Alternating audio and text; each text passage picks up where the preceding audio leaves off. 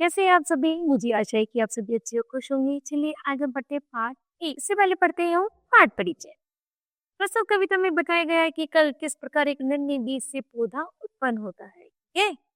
यहाँ पर जैसे पेड़ दिए गए हैं, आपको उनको पहचानना है और उनके नाम लिखने हैं। करते हैं चलिए उसकी शुरुआत। एक बीज था गया बहुत ही गहराई में बोया, तो उसी बीज के अंतर में था नन्हा पौधा सोया।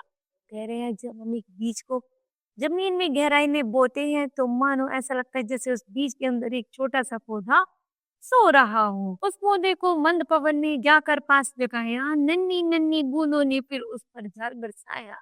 और जब वह छोटा सा बीज क्या करता है, उस पे हवा का जब झोंका पड़ता है तो वह नींद से थोड़ा जागने लगता है, और वह जब बारिश की बूंदें उस तक पहुंच जाती है तो वह पूरी तरह से जाग करके खड़ा होना शुरू हो। सूरज बोला प्यारे पौधे निद्रा दूर भगाओ, अलसाई आंखें खोल लो तुम उठकर बाहर आओ। तो सूरज दादा भी कहते हैं उस नन्ही बीज से कि वो पौधे अब तुम इसके अंदर ज्यादा देर तक मत सो, अपनी अलसाई हुई आंखें खोलो और बाहर देखो कि कितना अच्छा दिन निकल आया है। आंखें खोलकर नन्ही पौधे ने तबली अंगड़ाई, एक अनोखी नई शक्ति सी उसके तन में आई।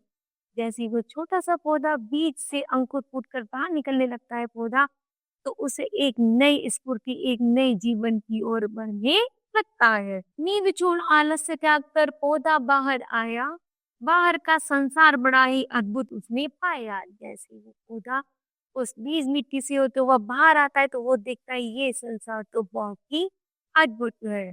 तो वह उस पौधा क्या करता है, जाकर के खुशी खुशी उसके साथ उसी वातावरण में रहना पसंद करता है। तो बताओ बच्चों, आज आपने क्या सीखा? तो हमने सीखा पेड़ पौधों की हमें देखभाल करनी चाहिए और हमेशा पेड़ पौधों को हमें काटने से बचाना चाहिए। ठीक है? तो मुझे आशा है यह पाठ आपको समझ आया होगा।